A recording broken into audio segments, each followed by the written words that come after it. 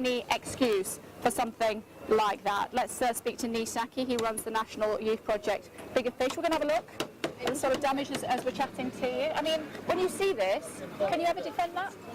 I don't think it's defendable. I think that destruction is, it has to stop now. But I think what we have to do is look at why the reasons why it's happened, really. I think they're really important. I think young people feel marginalised, they feel disenfranchised with the society as a whole.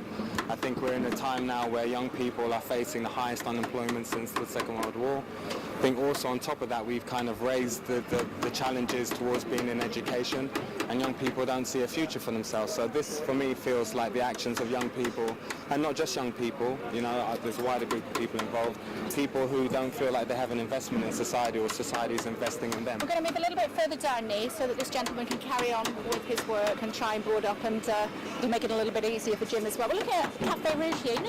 This is Ealing, though. This is, I've been saying all afternoon, a very affluent part of West London.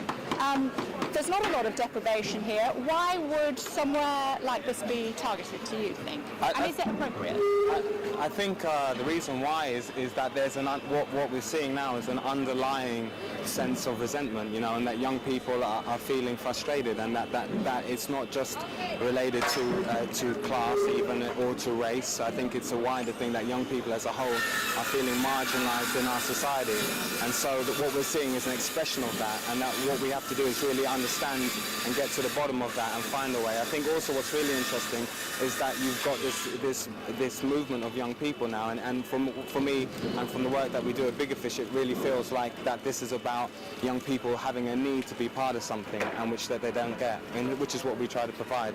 Yeah, but even so, do you not think that perhaps, and I don't think that this is controversial, but maybe you think it is, these kids, or some of the kids that have been doing this overnight, are just doing it for the crack?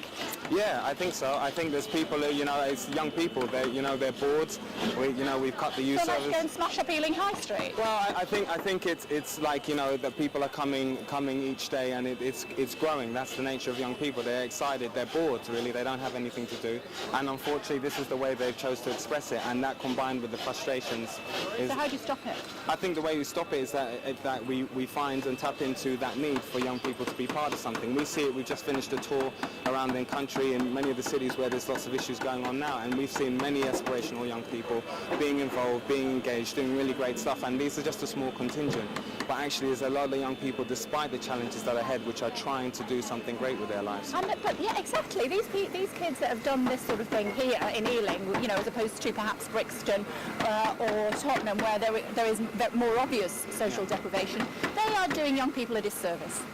I think us as a society, we all ultimately have to take responsibility for young people, because they are our future. They are a true reflection of how we are as a society. So we have to really look at ourselves. It's easy to point the finger at young people. It's easy to say that certain people are doing certain things. But actually what we have to look at is how are we investing in young people, and what future are they growing into. You're saying that in order to deal with it long term, we have to invest in young people. What about tonight? How can we stop it happening again tonight?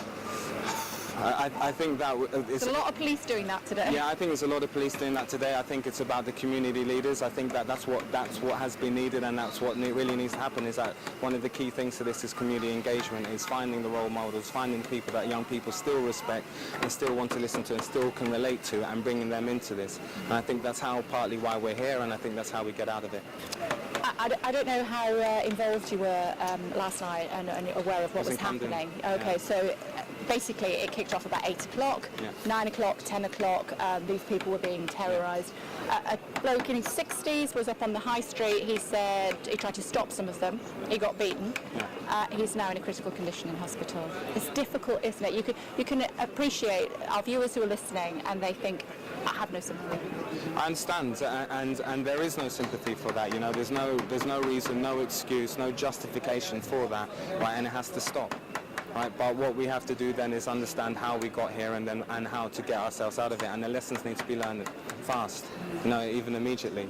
So you think that we're in for more of the same, at least in the short term? I think the short term we have to do what we have to do in order to make it stop, but I think in the longer term we have to really understand and make changes, real significant changes, not sound bites, not just things to grab headlines, but actually real motivational, aspirational things that change young people's futures. Down to parenting? supporting? And part of the thing is that you have to really recognise that in the economic climate that we live in, that parents, yes, there's issues there that need to be acknowledged and recognised, but also we have parents who are working every hour that God sends in order just to make ends meet. As I was saying earlier, I work a full-time job, but my son doesn't come and smash up windows. But you're most probably, to be fair, you're most probably in a higher wage bracket, and you're I'm working. from a council estate in Wigan, Me too. and my parents didn't. They taught me right from wrong. Yeah, I think people know right from wrong. I think it's past that. It's what we're seeing is an expression of frustration that combined with the kind of crowd swell in there. So I think parents, yes, they need to do more, and everyone.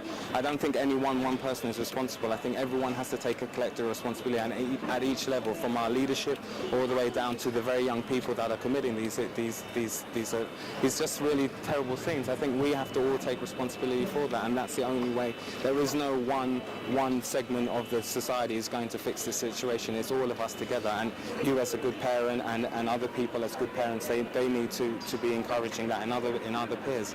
I'm not sure my son would say I was a good parent, but he would certainly, hopefully, not do this sort of stuff. Other parents who are working full-time, what would you say to them today? I would say know where your kid is tonight. Yeah, and of course know where your kid is tonight. Make them understand the consequences of what they're doing. Bring them back into the house. And make them see that there's actually more that they have to be working towards. And work with them towards that. And I think that message needs to be reflected all the way through. Pleasure to talk to you. Thank you very much. Thank you very much indeed for joining us. Thanks very much. You've got some thoughts on that, I'm sure. News@sky.com 84501. Let's chat to